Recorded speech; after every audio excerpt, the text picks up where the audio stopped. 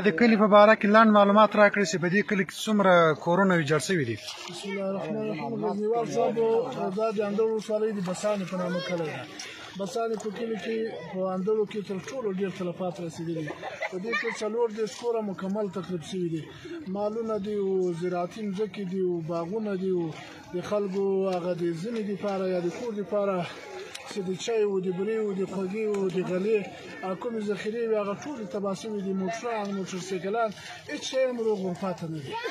ډېره مننه مولوي صاحب. داسې تاسو د دې ولسوالۍ ولسوال یاست، تاسو ته به بهتره معلومه وي د دې ولسوالۍ کومې سیمې زیاتې زیانمنې شوي دي، یعنې نور کلي داسې شته چې تاوان یې لیدلی؟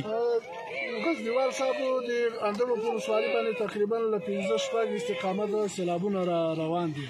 هغه د غزني د مرکز او حتی د ناور لخوا د رشیدان لخوا خوږیاڼیو جغتو د وردګو جغتو خواجه عمري زنخان دا ټول د دیاکو د پکتیکا او د پکتیا دا ټول اوبه په دې ولسوالۍ باندې سمې دي. په دې کې تقریبا ټول له 2000 تر 200 پورې کورونه تخریب شوي دي. 18000 تر 80000 پورې مځکې زراعتي مځکې تخریب شوي دي او جاني تاوانونه خلکو ته رسېدلي دي او دلته پسونه غواګانې دا له منځه تللي دي. د جمال کلا او مهمان کلا او بخي او دا باټا کلا او دا کلی ډېر تخریب شوي دي. وران شوي کورونه خو نور د اوسېدا نه دي؟